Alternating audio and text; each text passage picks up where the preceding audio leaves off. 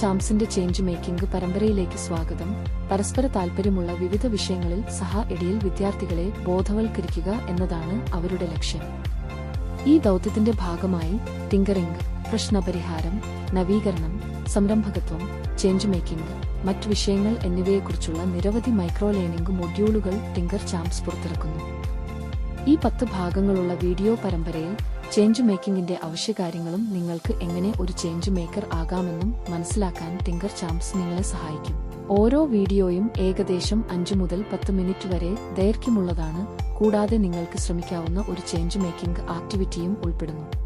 കൂടുതൽ ആലോചനകളില്ലാതെ പഞ്ചാബിൽ നിന്നുള്ള 9th ക്ലാസ് വിദ്യാർത്ഥിയും പുതിയ മാറ്റത്തിന് വഴിയൊരുക്കുന്നയാളുമായ ദിവ്യം അനേജയുടെ എപ്പിസോഡ് 4 ആരംഭിക്കാം.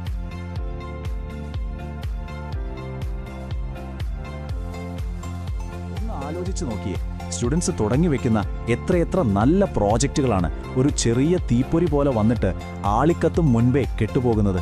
പക്ഷെ വിഷമിക്കേണ്ട, ദിവ്യ മനേജയുടെ ഈ മാർഗനിർദ്ദേശങ്ങൾ വെച്ച് ആ ചെറുപൊരികളെ എങ്ങനെ കെടാത്ത ജ്വാലകളാക്കി മാറ്റാമെന്ന് നമുക്ക് നോക്കാം. തുടങ്ങുകയല്ലേ? ഒരു നിമിഷം ഒന്ന് ചിന്തിച്ചേ. നിങ്ങളുടെ പ്രോജക്റ്റ് ഒരു നിമിഷം കൊണ്ട് കത്തിത്തീരുന്ന ഒരു പടക്കമാണോ, അതോ പതിയെ വളർന്ന് വർഷങ്ങളോളം തണൽ തരുന്ന ഒരു വലിയ മരമാണോ? ഈ ഒരു ചോദ്യത്തിലാണ് ശരിക്കും പറഞ്ഞാൽ എല്ലാം തുടങ്ങുന്നത്. ഈ ഒരു താരതമ്യം നമ്മുടെ ഈ യാത്രയുടെ കാതൽ എന്താണെന്ന് കൃത്യമായിട്ട് പറഞ്ഞു തരുന്നുണ്ട്. അപ്പോൾ എന്താണ് ഈ സ്കെയിലിംഗ്? ഇത് ചുമ്മാ നമ്മുടെ പ്രോജക്റ്റിനെ കുറിച്ച് പൊക്കി പറയുന്നതല്ല അല്ലേ, മറിച്ച് വർഷങ്ങൾ കഴിഞ്ഞാലും അത് അവിടെ തന്നെ ഉണ്ടാകണം, നമ്മളില്ലെങ്കിലും അത് വളരണം.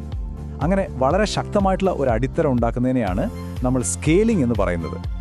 ഓക്കെ, അപ്പോൾ നമ്മുടെ ഈ ഒരു യാത്രയിലെ ഈ ആശയങ്ങളെ ഒരു വലിയ ജ്വാലയാക്കി മാറ്റാൻ നമ്മൾ 6 സ്റ്റെപ്പുകളിലൂടെയാണ് കടന്നു പോകാൻ പോകുന്നത്. ഓരോന്നും വളരെ ഇമ്പോർട്ടൻ്റ് ആണ്. ശരി, അപ്പോൾ ആദ്യത്തെ സ്റ്റെപ്പ്, ഏതൊരു വലിയ മാറ്റവും തുടങ്ങുന്നത് എവിടെ നിന്നാ? നല്ല സ്ട്രോങ് ആയൊരു ഫൗണ്ടേഷനിൽ നിന്നാണ്. നമ്മുടെയൊക്കെ പ്രോജക്റ്റുകളുടെ കാര്യത്തിൽ ആ ഫൗണ്ടേഷൻ എന്ന് പറയുന്നത് സ്റ്റുഡൻസ് തന്നെ നടത്തുന്ന ഒരു ക്ലബ്ബാണ്. കാരണം എന്താണെന്നറിയോ? അതാണ് അതിനൊരു സ്ട്രക്ചറും മുന്നോട്ട് പോകാനുള്ളൊരു കരുത്തും കൊടുക്കുന്നത്, അല്ലേ? ആ വ്യത്യാസം ശരിക്കും നമുക്ക് കാണാൻ പറ്റും. ഒരാൾ ഒറ്റയ്ക്ക് ഒരു വലിയ ആശയം കൊണ്ടു നടക്കുമ്പോൾ എന്താ സംഭവിക്കുക? അത് ഭയങ്കര ഭാരമായിരിക്കും, ചിലപ്പോൾ പാതി വഴിയിൽ നിന്നുപോകും. പക്ഷേ അതൊരു ക്ലബ്ബായിട്ട് മാറുമ്പോഴോ ആ ഭാരം പലർക്കായിട്ട് വീതിച്ചു പോകും. അതൊരു ഒരുമിച്ചുള്ള ഒരു വലിയ യാത്രയായി മാറും. അപ്പോൾ ഇങ്ങനൊരു സ്ട്രോങ് ക്ലബ്ബ് ഉണ്ടാക്കാൻ ദിവ്യ മനേജ 5 പ്രാക്ടിക്കൽ സ്റ്റെപ്പുകളാണ് പറയുന്നത്. തുടക്കം മുതലേ കറക്റ്റ് ട്രാക്കിൽ പോകാൻ ഇത് നമ്മളെ ശരിക്കും ഹെൽപ്പ് ചെയ്യും. ഓക്കെ, അപ്പോൾ ക്ലബ്ബ് റെഡി. പക്ഷെ ക്ലബ്ബ് മാത്രം ഉണ്ടായാൽ മതിയോ? പോരല്ലോ, അതിൽ ആളുകൾ വേണ്ടേ? പലപ്പോഴും എന്താ പ്രശ്നം? ചിലർക്ക് മടിയായിരിക്കും, ചിലർക്ക് ആത്മവിശ്വാസം കുറവായിരിക്കും. അപ്പോൾ അങ്ങനെയുള്ള തടസ്സങ്ങളൊക്കെ മാറ്റിയിട്ട് എല്ലാവരെയും എങ്ങനെ ഇതിൻ്റെ ഒരു ഭാഗമാക്കാം നമുക്ക് നോക്കാം.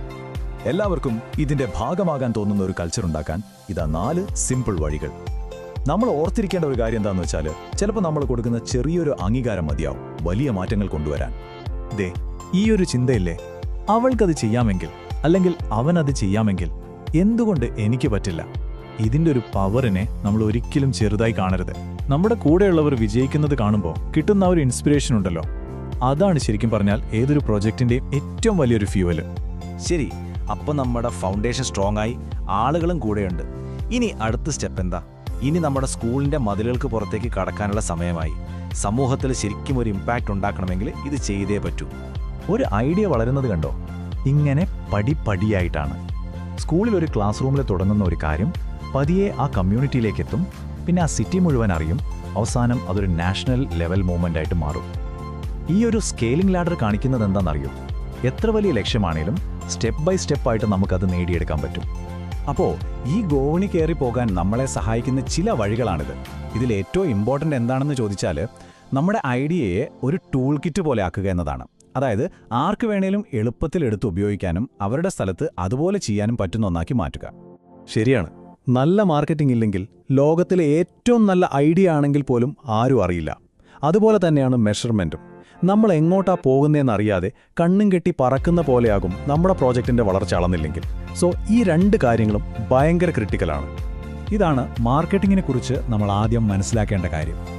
ഇത് നമ്മളെക്കുറിച്ച് തള്ളാനോ ഷോ കാണിക്കാനോ ഉള്ള ഒന്നല്ല, മറിച്ച് നമ്മുടെ ഐഡിയ ആർക്കാണോ ആവശ്യം അവരിലേക്ക് എത്തിക്കാനുള്ള ഒരു പാലം മാത്രമാണ് മാർക്കറ്റിംഗ്.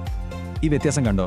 ഭയങ്കര ടെക്നിക്കലായിട്ടുള്ള കാര്യങ്ങളല്ല ആളുകൾക്ക് വേണ്ടത്, അവർക്ക് മനസ്സിലാവുന്ന സിമ്പിളായിട്ടുള്ള മെസ്സേജാണ് വേണ്ടത്.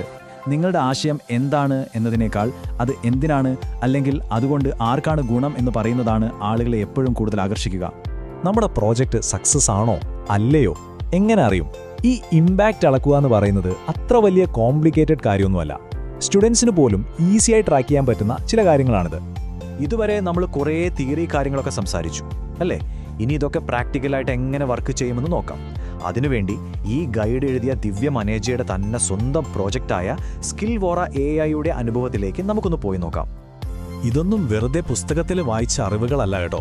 സ്കിൽ വോറ AI എന്ന തൻ്റെ സ്വന്തം പ്രോജക്റ്റ് വളർത്തിയെടുക്കുമ്പോൾ ദിവ്യം നേരിട്ട് അനുഭവിച്ചറിഞ്ഞ പാഠങ്ങളാണ്. അതുകൊണ്ട് തന്നെ ഈ ഓരോ ടിപ്പിനും അനുഭവത്തിൻ്റെ ഒരു വിലയുണ്ട്. ഓക്കെ, അപ്പോൾ പ്രധാനപ്പെട്ട പാഠങ്ങളെല്ലാം നമ്മൾ കണ്ടു. ഇനി കളി നിങ്ങളുടെ കയ്യിലാണ്.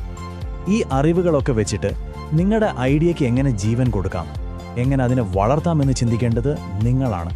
അപ്പോൾ ഒരു ചെറിയ തീപ്പൊരിയിൽ നിന്ന് കെടാത്തൊരു ജ്വാലയിലേക്കുള്ള വഴിയുടെ ഒരു ബ്ലൂ പ്രിൻ്റ് ഇതാണ്. അത് തുടങ്ങുന്നത് ഒരു ടീമിൽ നിന്നാണ്. പിന്നെ ആളുകളെ കൂടെ കൂട്ടി സ്കൂളിൻ്റെയും സമൂഹത്തിൻ്റെയും അതിരുകൾ കടന്ന് കറക്റ്റ് മാർക്കറ്റിങ്ങും മെഷർമെൻറ്റും വഴി അതൊരു വലിയ മുന്നേറ്റമായി മാറുന്നു. ഇതാണ് വിജയത്തിലേക്കുള്ള വഴി. സ്കെയിലിംഗ് എന്ന് പറയുന്നത് വെറുമൊരു സ്ട്രാറ്റജി മാത്രമല്ല, അതൊരു ഉത്തരവാദിത്വമാണ്. ദിവ്യം അനേജയുടെ ഈ വാക്കുകൾ ശരിക്കും നമ്മളെ ചിന്തിപ്പിക്കേണ്ട ഒന്നാണ്. നല്ലൊരാശയം തുടങ്ങിവെച്ചാൽ മാത്രം പോരല്ലോ, അത് കെട്ടുപോകാതെ നോക്കി വളർത്തേണ്ടത് നമ്മുടെ ഒരു കടമ കൂടിയാണ്. അപ്പോൾ അവസാനത്തെ ചോദ്യം ഇതാണ്: നിങ്ങൾ വെറുമൊരു തീപ്പൊരിയായി ഒതുങ്ങാൻ പോവുകയാണോ, അതോ കെടാതെ കത്തുന്ന ജ്വാലകൾ ഉണ്ടാക്കാൻ പോവുകയാണോ? ആ തിരഞ്ഞെടുപ്പും ഉത്തരവാദിത്വവും ഭാവിയും നിങ്ങളുടെ കയ്യിലാണ്.